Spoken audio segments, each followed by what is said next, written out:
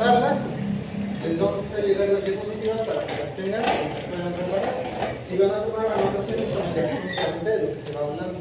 ¿Sale? No se preocupen por anotar todo lo que vaya bien, de todos modos lo traté de simplificar. Les voy a tratar de explicar la farmacología como a mí me hubiera gustado que me la enseñaran cuando estoy estudiando, de hacerlo de una manera digerible, de una manera entendible. Sin embargo, como estamos hablando de un nivel avanzado, todavía hay conceptos que sí, definitivamente no hay cómo suavizarlos. Entonces necesito que pongan mucha atención porque tantito que se pierdan, le van a perder digo ya todas las demás. ¿Vale? Entonces, ¿qué es la farmacología? ¿Qué entendemos para empezar? Para hablar de la farmacología tenemos que entender qué es la farmacología. ¿Sí? Entonces es el conjunto es el estudio de los fármacos y de cómo interactúan estos fármacos con el organismo. Y cómo, desde que ingresan al organismo hasta su excreción, hasta su salida.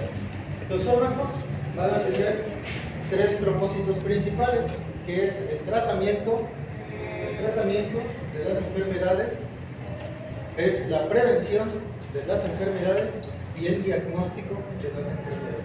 Tratamiento, prevención y diagnóstico. Ese es el objetivo de la farmacología. La farmacología la vamos a separar en dos grandes bloques, que es la farmacocinética y la farmacodinámica. ¿Sí? La farmacocinética, como su nombre lo dice, cinética, energía, movimiento, es el estudio del movimiento del fármaco por el organismo y cómo va cambiando a través de esto. Y es completamente lo opuesto de la farmacodinámica. Es el efecto de un fármaco sobre el organismo. Para que no se pierdan, para que sea lo más entendible, es la farmacodinámica, es qué le hace el fármaco al organismo. Y la farmacocinética es qué le hace el organismo al fármaco. Vamos a iniciar primero con los conceptos. Vamos a requerir entender estos conceptos para entender lo que vamos a hablar más adelante. ¿Qué es la afinidad? ¿Sí? La capacidad de un fármaco para unirse a un receptor. ¿Qué es un receptor? Es el lugar donde nosotros queremos llevar el fármaco. ¿Qué es la potencia? La capacidad de un fármaco de generar un efecto farmacológico a una dosis estimada. Dándonos a entender en español qué significa. Aquí tenemos un ejemplo de unos fármacos. Por ejemplo, a mí me duele mucho la cabeza. Yo me puedo tomar un paracetamol de 50 miligramos. El paracetamol podría tener una mayor afinidad, es decir, que se va a unir muy fácil al receptor, sin embargo va a tener una potencia leve. Entonces yo puedo tener un fármaco con muchísima afinidad, pero que va a tener poquita potencia. A diferencia, me tomé el fármaco, no me quita el dolor, entonces, ¿saben qué? Le aumento. Voy a tomar tramadol, otro día, ¿no? El tramadol, pero me tomo nada más 10 miligramos. Es menor, una cantidad menor. Sin embargo, aunque tenga una menor cantidad, tendrá una mayor potencia. ¿Por qué? Porque me quitó el dolor siendo menor la cantidad. Sí, ahí vamos. Sinergismo. Es un trabajo en conjunto que aumenta la función de los fármacos. ¿Okay? Sinergismo. En que somos un equipo. Imagínense que los fármacos son un equipo y trabajan en conjunto para realizar la función que le estamos solicitando. Y la eficacia es aquello con lo que vamos a medir, es la capacidad del fármaco para producir ese efecto. ¿Sale?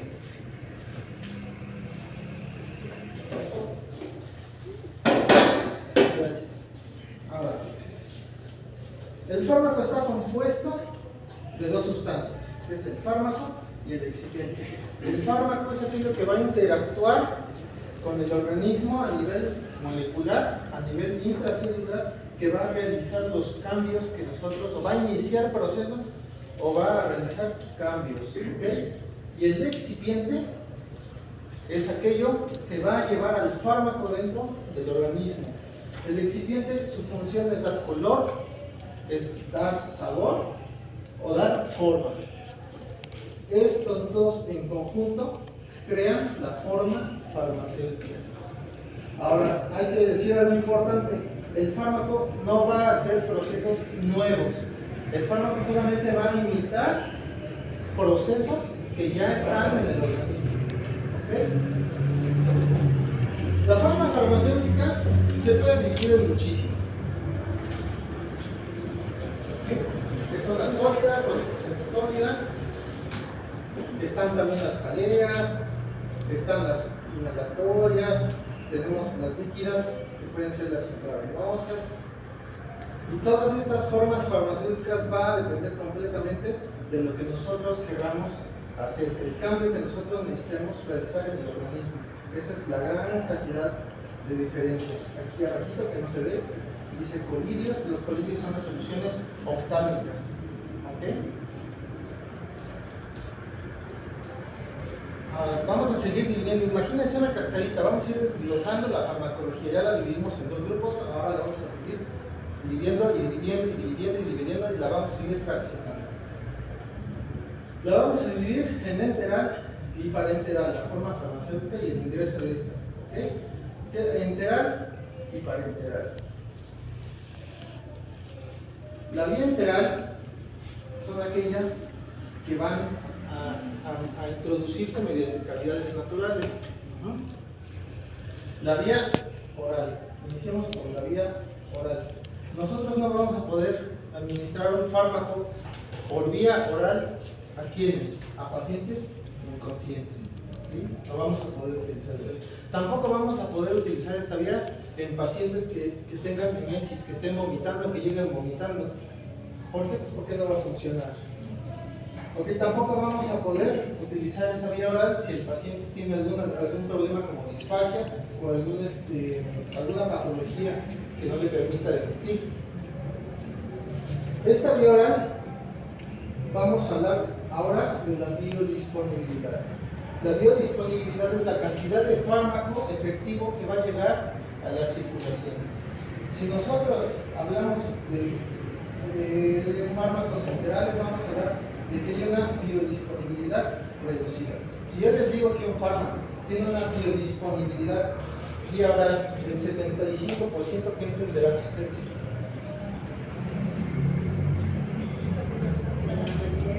Que nada más el 75% de ese fármaco está realmente llegando al sistema, ¿sí? ¿Por qué?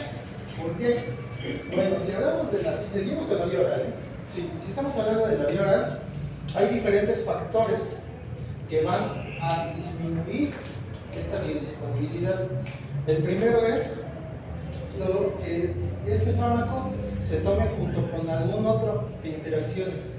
Por ejemplo, los adultos mayores que son polifarmacéuticos toman muchos medicamentos y están separados en lapsos de 8, 12 horas, 6 horas, pero pues algunos, no digo que todos, si son todos, se los toman todos juntos, se toman 3, 4 pastillas al mismo tiempo para no estárselas tomando o tener diferentes alarmas, entonces toman el conche de pastillas.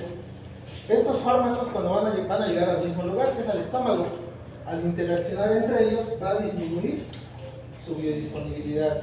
Otro factor es si el paciente también comió algo que puede afectar la biodisponibilidad. También los jugos gástricos, si el paciente se está presentando acidez en ese momento, también va a haber menos biodisponibilidad. Si el paciente tiene diarrea, también va a haber un aumento del peritratismo y va a haber menor biodisponibilidad porque el fármaco va a estar menos tiempo ahí, etcétera, etcétera, demasiado gástrico, etcétera. ¿Okay? Por todos esos factores, la biodisponibilidad de las vías enterales siempre será menor a lo que se está tomando. Seguimos con la vía sublingual. Esta vía es muy útil. Esta es la que se coloca debajo de la lengua. Es una conexión, esta vía sublingual está conectada directamente con las arterias carótidas. ¿Okay? Entonces, nos sirve para administrar fármacos en urgencias o en emergencias médicas, como por ejemplo, podríamos en una crisis de ansiedad le podríamos administrar lorazepam al paciente vía sublingual porque va a tener una rápida y una pronta absorción. En un paciente que tenga una crisis hipertensiva le podemos dar captopril sublingual porque esto le va a atacar directamente esa crisis hipertensiva. Podemos darle nitroglicerina en un problema de corazón, de taquicardia ventricular, porque son fármacos que se van a pasar rápidamente al torrente sanguíneo. ¿Okay? La vía rectal pues es bastante incómoda, pero alguna ventaja tendrá, por alguna razón existirá. ¿Cuál es el motivo, la razón? La vía rectal a su factor que nos ayuda muchísimo, a diferencia de los demás, es que pueda interactuar de forma local con afecciones, por ejemplo, colitis, reptitis, los fármacos también vía vaginal actúan rápidamente contra infecciones porque están actuando directamente en la región afectada. Otra parte que tiene que ver también con la vía oral es que la vía oral tenemos un poquito hígado. Aquí se lleva a cabo algo que se llama lo vamos a desglosar más adelante. Lo vamos a ver más adelante porque lo estoy mencionando. Lo tienes así. Escucha. Tienes así. ¿No? Y no se puede. Lo puedes poner así. Lo pones al revés. O le giras la cámara y lo pones así. ¿Sale? Entonces, ya que tenemos esto, vamos a hablar y toda la si no ponlo así, ponte así, no inclinas así. Todo. Puedes incluso hacerle ¿Y qué significa la R? La R es específica de las aquí trae un pupitre y pones aquí el pupitre y aquí lo pones. Disgregación. Ahí. ¿Cuándo se absorbe? Que no se quedaría hoy, pero bueno, ahorita el banquito, ahorita el banquito. Va a pasar al estómago y dependiendo del fármaco, si la base del fármaco es ácida, el fármaco se va a absorber en el duodeno o en el estómago. Si la base del fármaco es alcalina, se va a absorber en el intestino. Entonces, la liberación.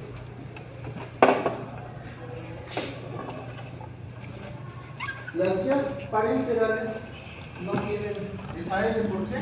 Porque se la saltan. Nos estamos saltando la liberación porque nosotros estamos introduciendo el fármaco directamente en el torrente. ¿Exacto? ¿Sí? ¿Vamos bien? Aquí atrás. La vía parenteral. Vamos a iniciar con la vía intravenosa.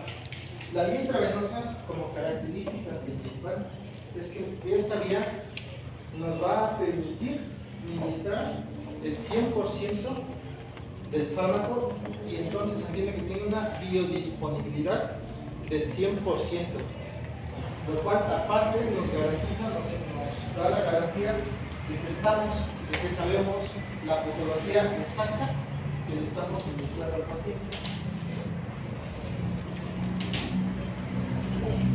La vía intraarterial se utiliza prácticamente nada más en casos de tratamiento de quimioterapia, ¿sí? Tratamiento contra el cáncer.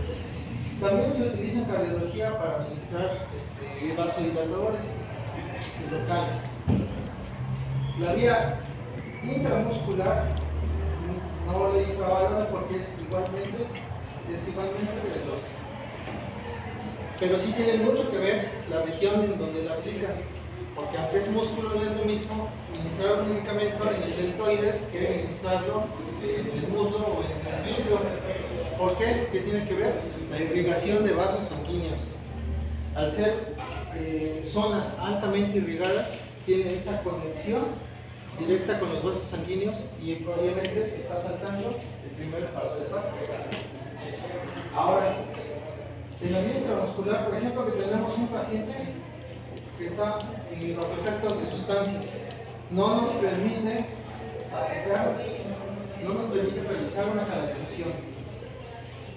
Ese sería lo siguiente, que tampoco le queremos dar pastillas, no las escupe. No podemos, entonces vamos a ir directamente a la vía intramuscular. Por ahí vamos en ese tipo de pacientes, los médicos les recetan o les ponen directamente vía intramuscular el lorazepam, el clonazepam, el diazepam, para disminuir esa crisis y ya después ya podemos canalizar el paciente. La vía subcutánea, como característica principal, nos va a permitir introducir fármacos que de otra forma no podrían realizar su función, como por ejemplo el caso de las insulinas. Si nosotros le diéramos la insulina al paciente que se la tomara, esa insulina es muy susceptible a los jugos gástricos del estómago, por lo cual no generaría ningún cambio. Sin embargo, una vía subcutánea nos permite una liberación prolongada de ese fármaco y no tiene ese problema que tendría por otra vía. La vía inhalatoria también tiene una gran ventaja, que es la actuación local. ¿En qué tiene problemas? En problemas de asma, en problemas de vasoespasmo. Ahí es donde vamos a utilizar la vía inhalatoria. ¿Como qué tipo de fármaco? Pues están los fármacos que usan, tienen sus inhaladores para que los vayamos entendiendo. También es una vía que se va a utilizar por los médicos anestesiólogos para poder dormir a las personas, para poder practicar la anestesia y realizar procedimientos quirúrgicos o anticontinuaciones. La vía transdérmica, como característica, tiene que nos permite liberar el fármaco durante un tiempo prolongado de días. ¿Qué se les ocurre? Los parches, exactamente. La gente que no quiere o que no planea tener bebés, por ejemplo, hay unos parches que se colocan. Esos parches son transdérmicos, nos permiten ir liberando hormonas. Con el tiempo duran días y esos parches que tienen que cambiar. Esa es la ventaja de esta vía transdérmica. Aquí vemos entonces que se salta la letra. ¿Por qué? Porque estamos directamente en la. Aquí vamos bien. Ahora, ¿cómo va a ir pasando? Si yo me tomo una pastilla, ¿cómo es que va a llegar desde mi esófago hasta el espacio intracelular, que es donde nosotros queremos que haga el cambio? Para entender eso vamos a hablar de los compartimentos acuosos. Ahora sí, todos aquí en su celular, lleven a la calculadora. Esto varía dependiendo del peso del paciente, de la edad y del sexo. Pero para fines de la ponencia vamos a hablar de un estándar que es del 60%. Paciente adulto sano. Si hablamos que los compartimentos acuosos representan el 60% del peso de un paciente, si tengo un paciente adulto de 20 años que pesa 70 kilos, el 60% de ese peso equivaldría al peso en agua, que serían 42 kilos. A ver, háganme la comprobación. De 70 kilos. El paciente pesa 70 kilos.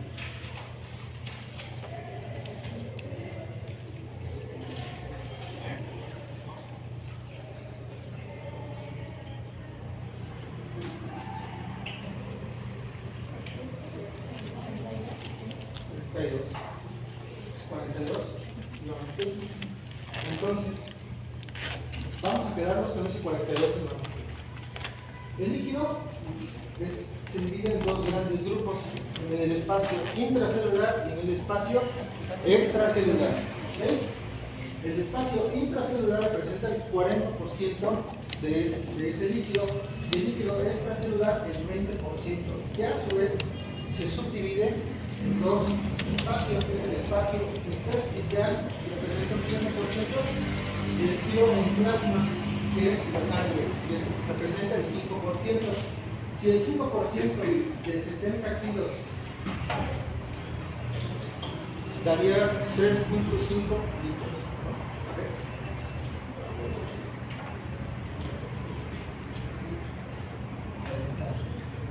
Esa es la cantidad de sangre que circula en ese paciente, en ese no es nosotros, que todo eso varía, les digo, pero en ese paciente del que estamos hablando, de ese adulto de 20 años, de 70 kilos, 3.5 litros representa el plasma. Sale, entonces ya me tomé la pastilla, ya está en mi estómago, ya se está absorbiendo. Pasa entonces al líquido extracelular, que es el líquido que está fuera de las células. Las células es lo más pequeñito que está en nuestro organismo y es a donde queremos llegar. ¿Vale? De ahí va a pasar a la circulación. La circulación le va a llevar al líquido intersticial para llegar finalmente al líquido intracelular, que es el lugar a donde nosotros queremos llevar el fármaco, también llamado como estructura diana.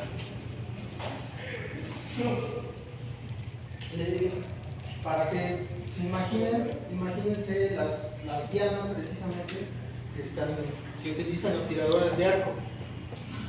¿Okay? Están los círculos, el círculo y el círculo está. Y el fármaco es la flecha. El objetivo de nosotros es lanzar esa flecha y atinarle al centro, ¿ok? Es el líquido intersticial. Ahora, la absorción, para que el fármaco sea absorbido, como vimos, ha pasado de un punto a otro, de un punto a otro. Entonces, el fármaco va a tener que pasar barreras naturales para poder llegar.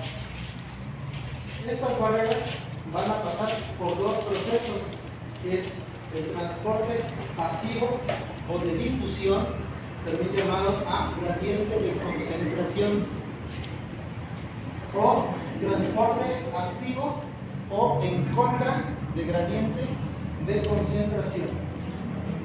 ¿Qué significa esto? ¿Qué significa gradiente de concentración? En contra y activo. Imagínense ustedes que fueron a un río, fueron de vacaciones a un río. Entonces ustedes están aquí, no donde estoy yo. Y el río llega de allá al otro lado, una distancia igual, equitativa. Nosotros estamos en el centro. Si nosotros nos zambullimos en el río y nos dejamos así de muertito y dejamos que la corriente del río nos lleve, nos va a llevar hacia donde él circula. ¿Sí? Pero si nosotros queremos llegar al otro lado, vamos a tener que nadar porque vamos en contra del flujo. Entonces, a eso se refiere con a gradiente de concentración y en contra de gradiente. El transporte pasivo de difusión o a gradiente de concentración, como su nombre dice, pasivo, pasa, de que está pasando sin ningún problema. Se va a llevar a cabo ya sea de forma directa, y aquí entran los fármacos liposolubles. ¿Okay? Los fármacos liposolubles van a entrar de forma directa. Es como si la célula le dijera, vente, pásale por acá.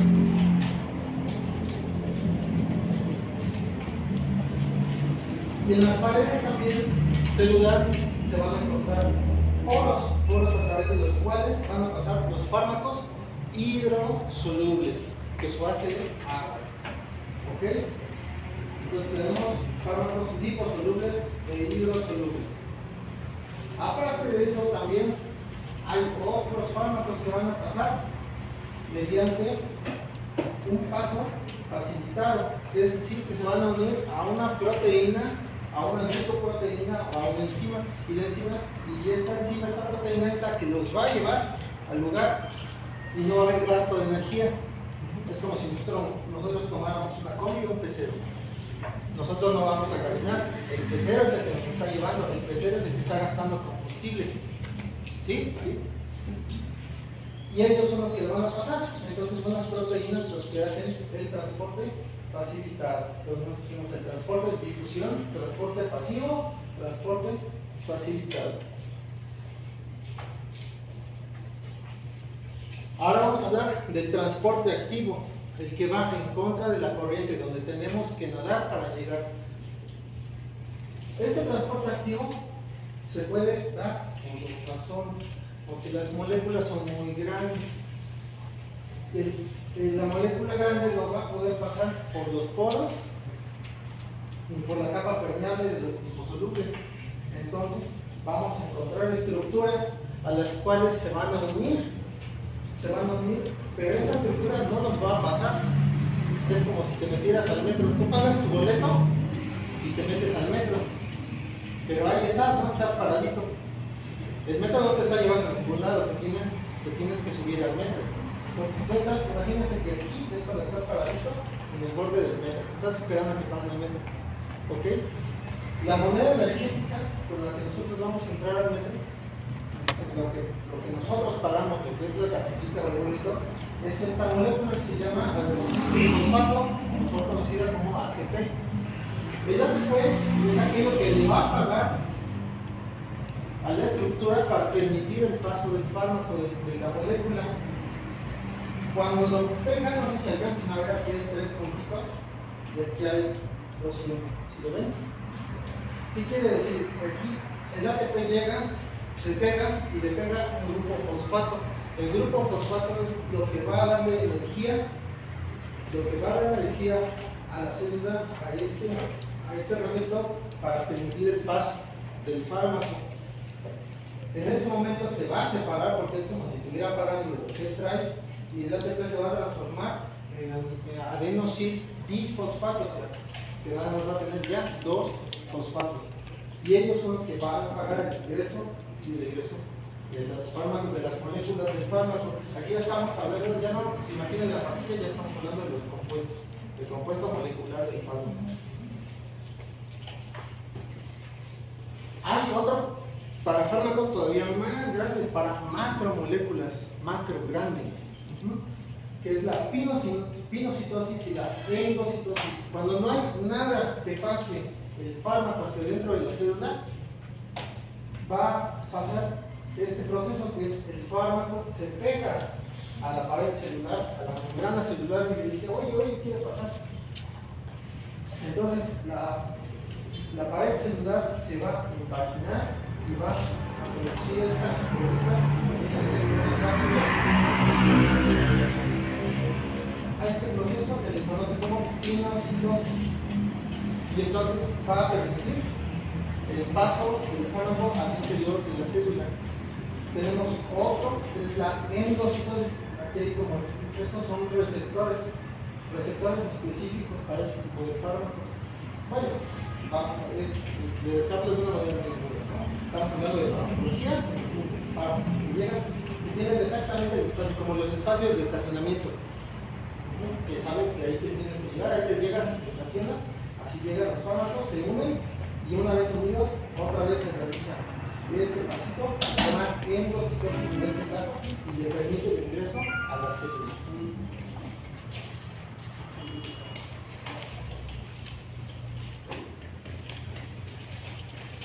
Vamos a ahora entender otros conceptos.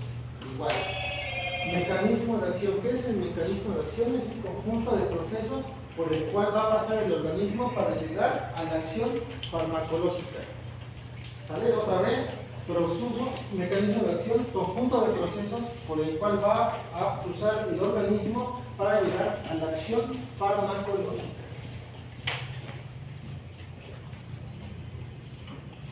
¿Y qué es la acción farmacológica? Pues es el resultado final de un fármaco específico, es decir, lo que queremos que haga, en resumen. Y un receptor farmacológico es a donde se va a unir ese fármaco. ¿Para qué?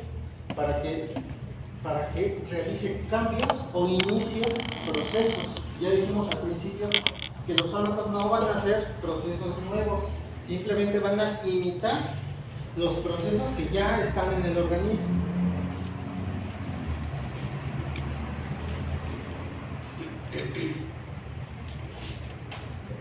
¿Sí?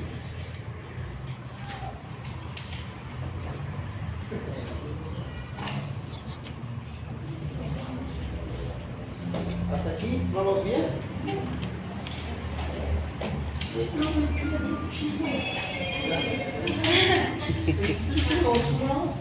Gracias. Gracias. Ahorita seguimos. ¿Cómo vamos a saber que nuestro fármaco está haciendo lo que nosotros le estamos pidiendo? ¿Cómo lo vamos a medir? ¿Cómo vamos a saber? Para eso está la farmacometría, metría, metros. Nos ayuda a medir, ¿ok? Aquí les puse una tablita bien chévere, donde vamos a hablar sobre las dosis, ¿ok? Tenemos la dosis subterapéutica. ¿Qué quiere decir sub como metro, subway, debajo? Es decir, que no es una dosis efectiva y se conoce como dosis ineficaz. Es aquella dosis que nosotros le vamos a administrar al paciente, pero que al ser una cantidad pequeña no va a producir ningún cambio.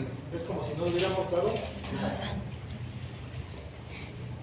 Después encontramos en medio las dosis terapéuticas, que ese es nuestro objetivo diana.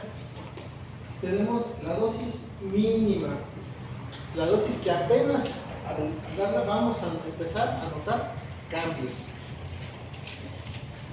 Esto, la dosis mínima la vamos a ver mucho en las indicaciones como dosis respuesta. Es la famosa dosis respuesta. Denle poquito y vean hasta que vayamos viendo cómo va a reaccionar. Ahora, la dosis óptima es aquella en la que queremos llegar, es la mejor dosis, la dosis eficiente, la que realmente va a realizar el cambio. Y por último, la dosis máxima. ¿Qué nos va a decir cuál es la dosis máxima? ¿Cómo vamos a saber que le estamos dando ya la dosis máxima? Tenemos dos grandes herramientas en farmacología que nos van a dar la dosis máxima. Se llaman PLM y Baden-Meinhof. Son dos grandes compendios que nos van a tener la posología de todos los fármacos sabidos y por haber. Y ahí va a venir la dosis máxima de cada fármaco. ¿Ok? Tomemos en cuenta el paracetamol. Y vamos a tomar en cuenta el Baden-Meinhof. En el Baden-Meinhof nos indica que la cantidad más grande de paracetamol que le podemos dar a un paciente adulto con mayor de 15 años es 5 gramos en 24 horas, dosis máxima. No le podemos dar más de 5 gramos. Si eso lo llevamos a miligramos, serían 5.000 miligramos. Y en 5.000 miligramos en 24 horas. No podemos sobrepasar esa cantidad. ¿Por qué? Porque si nosotros sobrepasamos eso, nos vamos a las dosis supraterapéuticas, mejor conocidas como sobredosis, que es una dosis tóxica. Todos los fármacos, todos tienen efectos adversos que se van a dar en mayor o menor medida y también tienen que ver mucho también el organismo de la persona que le estamos suministrando el fármaco. Pero tenemos ahí en la posología todo lo que nos indica cada fármaco. Entonces puede que en un paciente que demos el mismo fármaco a dos pacientes diferentes y uno puede tener una reacción y el otro no la va a tener. Esa dosis tóxica, en vez de ayudar, obviamente nos va a llevar al paciente a un estado más grave. Y por último, tenemos la dosis letal. Es aquella dosis que nosotros al administrarla vamos a provocar la muerte en el paciente. ¿Dónde lo vemos o dónde lo podemos ver? En los fármacos de alto riesgo experimental. ¿Sí? Los electrolitos. Son tanto riesgo tienen que tienen su propio producto, su propia dosis para poder utilizarlos. ¿Sí? Ahí es donde tenemos que tener cuidadísimo porque podemos administrar una dosis letal y matar al paciente.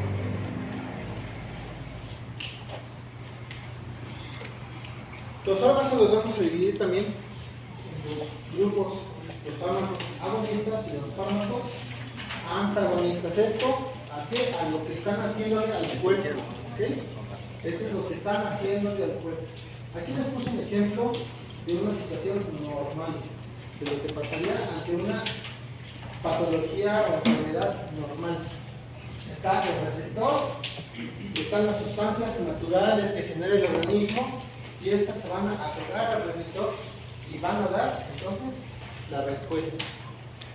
Los fármacos agonistas son aquellos que se van a unir al receptor, pero que nos van a dar un efecto aumentado, un efecto diferencial, que van a sustituir a la reacción normal. ya sea porque no se puede llevar a cabo o porque necesitamos una reducción más grande. Los fármacos agonistas se van a dividir en 3 clasificaciones, que son los agonistas completos, que su efecto va a ser final, como vimos en la dosis óptima, parciales, que no es tan efectiva, no es tan eficaz como una dosis mínima, por ejemplo, pero que siguen siendo más grandes que lo que haría el organismo naturalmente. Y los agonistas incompletos, que harían una respuesta inferior a lo que haría el organismo naturalmente. Y ustedes se preguntarán, tal vez, ¿y para qué quiero meter un fármaco que actúe menor, que actúe menos que lo que está haciendo el organismo naturalmente? Hace unos momentos hablamos de los anticonceptivos. Allí estamos hablando de fármacos agonistas que están realizando o disminuyendo una acción menor a la que el organismo haría naturalmente. ¿Sí? ¿Sí me siguen o no me siguen? Otra vez. A ver, díganle, van a hablar una o dos personas. Todos a ver, díganme. ¿Sí me están o no me están? Digamos que eso podría ser como por el parche, ¿no? Que está liberando. Está liberando las hormonas. Y estas hormonas lo que van a hacer es reducir el efecto. Para eso ocuparíamos una agonista completo. Ese es su propósito. Para los fármacos antagonistas, estos son fármacos que se unen igualmente a los receptores. Estos fármacos los vamos a clasificar en 2 grupos, en competitivos y no competitivos. Tiene su razón y tiene que ver mucho, ahorita la vamos a ver en la siguiente diapositiva, la competición. Porque son competitivos. Cuando hablamos de fármacos competitivos, hablamos de fármacos que se van a unir al receptor y no van a pasar, no van a permitir el paso de fármacos agonistas. Sin embargo, si nosotros introducimos una gran cantidad de fármacos agonistas, vamos a desprender ese fármaco antagonista competitivo para que pueda pasar, para que se puedan unir. Un ejemplo burdo, imagínense que hay una persona que está ahí en la puerta. Ve que los mandaron ahorita a desayunar y se fueron, desayunaron rico y ya vienen y se encuentran que hay una persona que está ahí, que está así. Y que no nos deja pasar. Y dices, oye, déjame pasar, no quiero ver la ponencia. Y lo empiezas a empujar. Pero no puedes, empiezan a llegar más y más compañeros y luego es uno, luego son 2, 3, y cuando son muchos ya lo logran quitar. ¿Por qué? Porque a mayor cantidad de agonistas van a poder retirar ese fármaco antagonista. Es como decir que se agrupan. Se agrupan, sí. Los agrupan, permiten que muchos se junten fuera de la pared. Y es por eso que van a competir. Ahora están los fármacos, los antagonistas no competitivos. Son fármacos que al unirse al receptor, no importa qué hagas, no los vas a mover de ahí. Imagínate que ahí en la puerta se pone la roca. O otro así bien por el lado. Como yo. Y aunque fuéramos todos, no lo vamos a poder mover. ¿En qué casos utilizaría un fármaco antagonista? Imagínense ustedes que llegan a urgencias un paciente que está bajo los efectos de sustancias. Al final de cuentas, es un fármaco agonista y está atascadísimo de agonistas allá dentro de las células y nosotros lo queremos deprimir, lo queremos suprimir, ¿no? Entonces vamos a introducir un fármaco antagonista no competitivo. ¿Para qué? Para que se unan los receptores y de esa forma el agonismo y esa sustancia que se introdujo ya deje de funcionar y entonces se empieza a disminuir su efecto. El fármaco agonista. ¿Vale? Por eso, ese es el porqué. Eso es lo bonito de la farmacología que dice por qué pasan las cosas. Exactamente. Tenemos otro efecto de los fármacos que no precisamente actúan sobre las células. Va a haber fármacos que van a actuar encima de las proteínas o de las enzimas. A estos fármacos se le conoce como un efecto alostérico. Las proteínas o enzimas van a liberar sustancias en mayor o menor medida. Si es en mayor medida, se llama de un efecto alostérico positivo. Es decir, el fármaco llega, se le pega a la enzima o a la proteína y esto la va a potenciar. Va a empezar a segregar más y más su sustancia que queremos. Si por otro lado ese fármaco igual llega y se pega, pero el efecto es lo contrario, tenemos un efecto alostérico negativo, que quiere decir que lo va a dejar de producir. Un ejemplo bien rápido de esto, por ejemplo, es la interleucina. La interleucina es, entre muchas cosas que hace la interleucina 8, provoca la edematización de los tejidos. La interleucina 8 provoca el edema de los tejidos. Cuando te fracturas, por ejemplo, se te hace una rodillota o una piernotota. ¿Por qué? Porque se está liberando interleucina. La interleucina hinchada en miembro, provoca dolor, entre otras cosas, ¿no? Entonces, nosotros queremos disminuir esa hinchazón, esa inflamación. Aplicamos fármacos que van a trabajar sobre esas enzimas, esas proteínas, van a inhibir la producción de interleucina, por lo tanto vamos a empezar a disminuir la inflamación.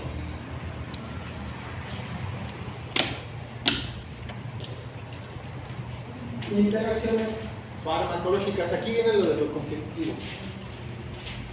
Tenemos dos efectos. Yo los puse de esta forma para que queden bien pares. Que es el efecto de sumación. Tenemos un fármaco A más un fármaco B. Si nosotros tomamos o introducimos estos fármacos, van a dar un efecto más efectivo. ¿Por qué? Porque se van a sumar, van a trabajar en conjunto, en parejita, ¿sale? Como si estuvieran ustedes y su pasante o ustedes y alguien más, ¿no? Que los esté apoyando. Tu mano derecha y tú ayudas, tú ya y tú con presiones, ¿no? Y tenemos otra interacción farmacológica que es el de potencial, que es cuando nosotros introducimos un fármaco A, pero para que el fármaco B tenga una mayor reacción en el organismo. El propósito del fármaco A es potenciar el efecto del fármaco B.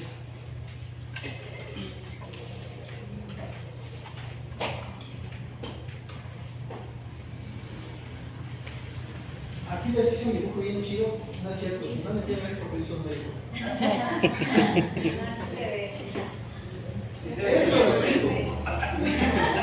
Esto de aquí y esto de aquí es exactamente lo mismo. Nada más que aquí lo hice de una forma gráfica para que se fuera más entendible.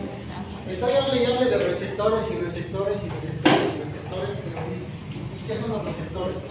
No, pues sí, son las estructuras bien. ¿Pero qué?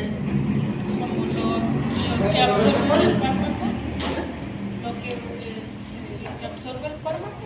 No, los receptores es donde se va a unir el fármaco o las sustancias. Esas están en la célula. Ahora, hay dos tipos de receptores, los alfa 1, los alfa 2 y los beta 1, beta 2 y beta 3. Vamos a hablar. Les digo, se lo voy a pasar para que lo vean la profundidad. Aquí está mucho bien esta diapositiva porque está bien compleja. Aquí vienen los receptores alfa 1 y todos aquellos órganos con los que interactúan. Aquí tenemos el alfa 2 y todos los órganos con los que interactúan, todos los tejidos. Por ejemplo, vamos a hablar de uno de los más complejos, que es el corazón. El corazón tiene receptores alfa 1, alfa 2, beta 1 y beta 2. Tienen, nomás le falta el beta 3, de ahí en fuera tendrían todos. Entonces tenemos que los fármacos, dependiendo de la dosis y dependiendo también de lo que querramos hacer, si es un efecto inotrópico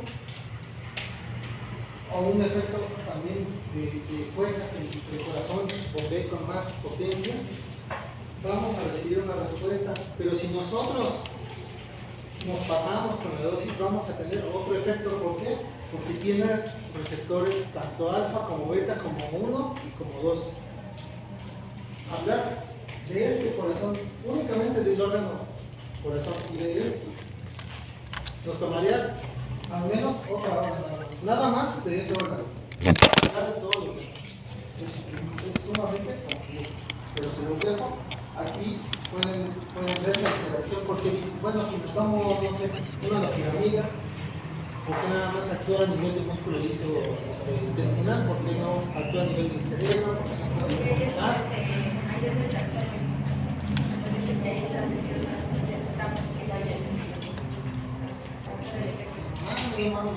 Acuérdense que los fármacos enterales son los que se absorben de todas formas. Si se absorben por el intestino, son fármacos alcalinos. Son fármacos con base ácida que se absorben en el duodeno, en el estómago.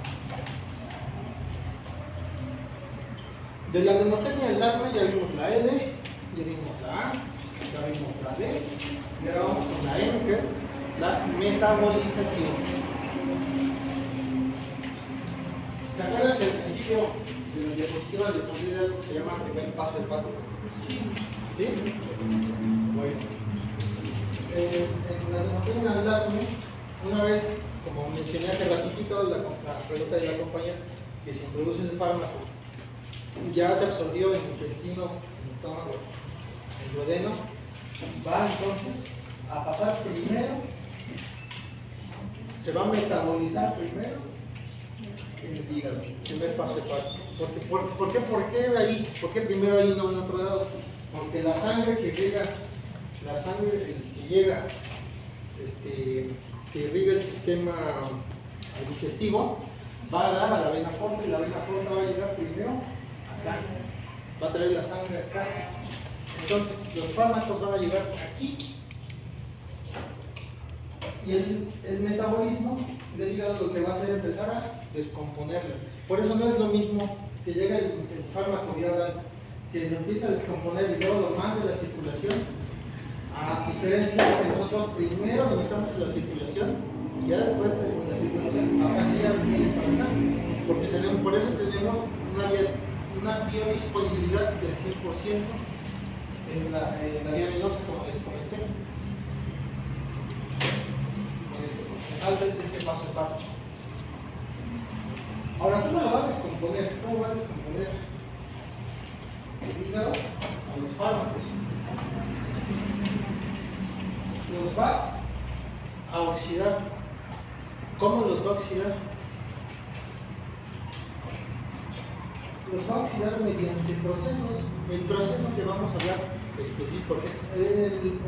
Este órgano realiza muchos procesos, pero como estamos hablando de farmacología, vamos a hablar específicamente del proceso, de los procesos de degradación del fármaco, cuando ya lo van a eliminar el organismo.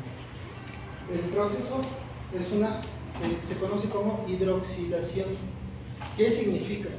Que une átomos del grupo hidroxilo, o sea, las moléculas OH, oxígeno e hidrógeno. ¿Cómo? Mediante un proceso enzimático. ¿Qué es una enzima? Las enzimas son catalizadores. ¿Qué es un catalizador? Algo que acelera un proceso. ¿Qué proceso? La oxidación. ¿Sí? ¿Sí o no? ¿Otra vez? Sí. Pero desde el principio. ¿Sí? El hígado va a eliminar los fármacos oxidándolos. Ese proceso de oxidación se llama hidroxilación. Ese es el nombre. ¿Qué significa? Que te une una molécula de oxígeno y una molécula de hidrógeno. ¿Cómo lo va a hacer? Mediante enzimas. ¿Qué son las enzimas? Catalizadores. ¿Qué es un catalizador? Un acelerador. ¿Qué acelera?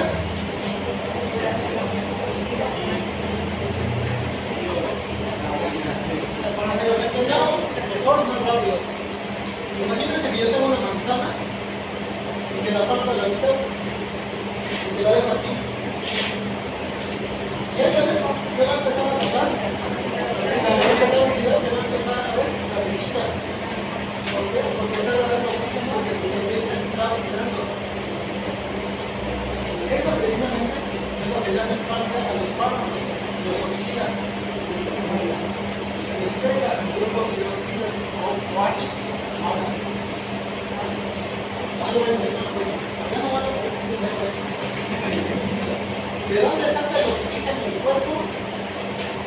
auxiliares.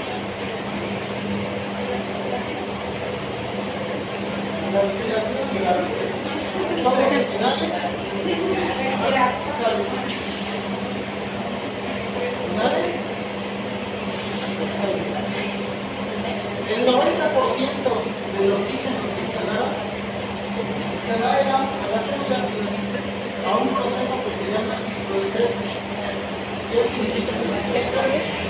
En las células, específicamente en las mitocondrias, mediante el proceso de Krebs, se van a unir las moléculas de oxígeno con las moléculas de acetilcoenzima A. ¿Qué es la acetil-CoA? La acetilcoenzima A son precursores de la glucosa. Pero la glucosa con el oxígeno dentro de la célula, dentro de la mitocondria, mediante el ciclo de Krebs, va a generar ATP, que les mencioné hace un momento. El ATP es la moneda con la que el organismo paga todos los procesos. El fosfato con el que se pagó el paso de los fármacos que van en contra del gradiente de concentración. Y el otro 10% de ese oxígeno que respiramos se va a diferentes procesos metabólicos del cuerpo. Uno de esos procesos es precisamente la metabolización es los fármacos de la respiración. Entonces ya les dije que los degrada mediante una enzima. ¿Qué enzima utilizaría? Tenemos muchas enzimas.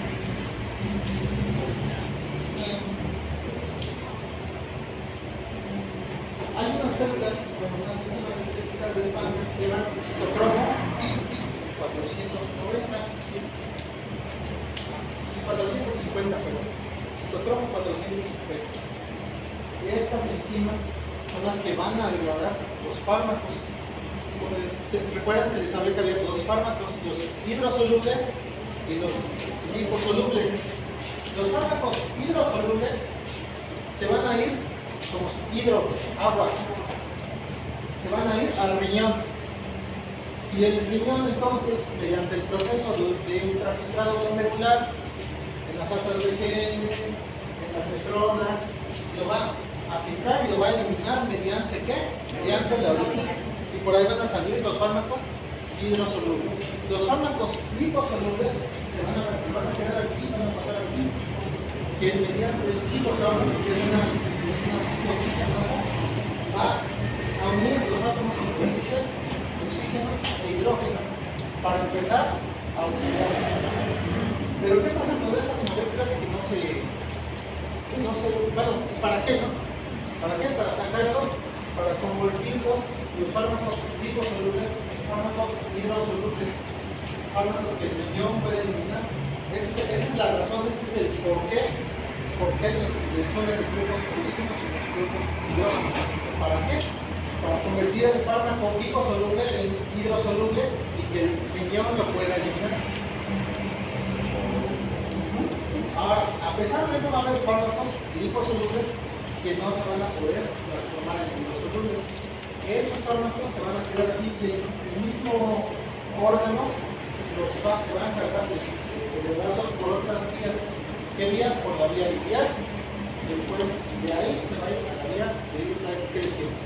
Se van a excretar aquellos que no se puedan excretar.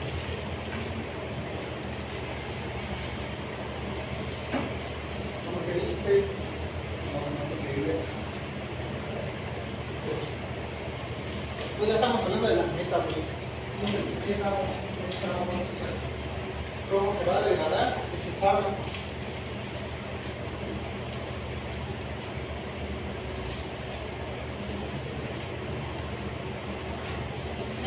Ahora sí vamos a hablar. Esta es la diapositiva más pesada de todas. No se preocupen, vamos a ir por partes. ¿Se acuerdan que al principio de la diapositiva les hablé de fármacos que van vía rectal y que les dije que tenían pues, una característica peculiar? Que también se salvaban el primer paso hepático. Si podemos ver aquí la circulación, vemos cómo sí hay irrigación que va directamente a nuestro hígado, pero también tenemos otra vía que a esto se le conoce como anastomosis. ¿Sí? ¿Qué es una anastomosis? Es la unión de una arteria con una vena. Eso es una anastomosis. ¿Okay?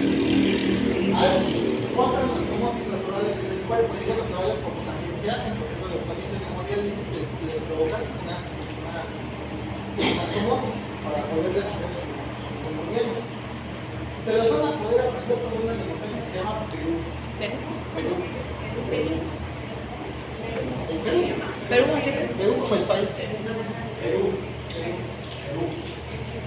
Que son las regiones donde se encuentran estas anastomosis naturales, que es el peritoneo, el esófago, el recto y periumbilical. Periumbilical.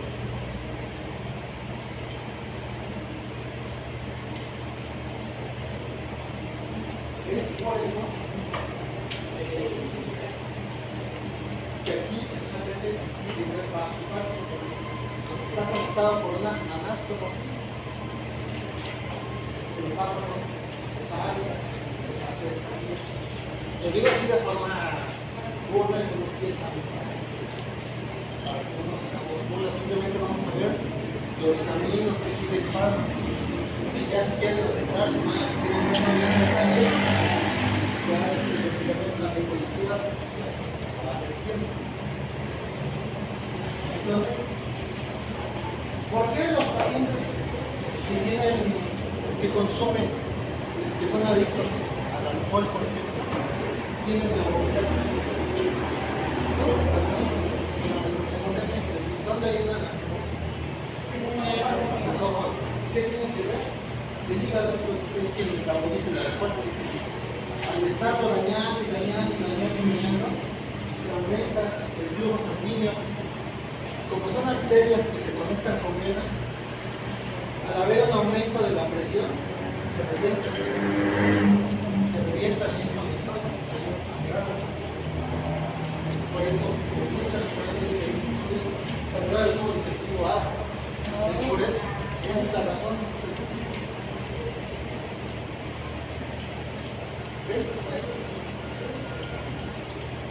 Vamos a repaso. Ahora sí se acuerdan que les dije del celular, esta es la segunda. Todos saquen su celular.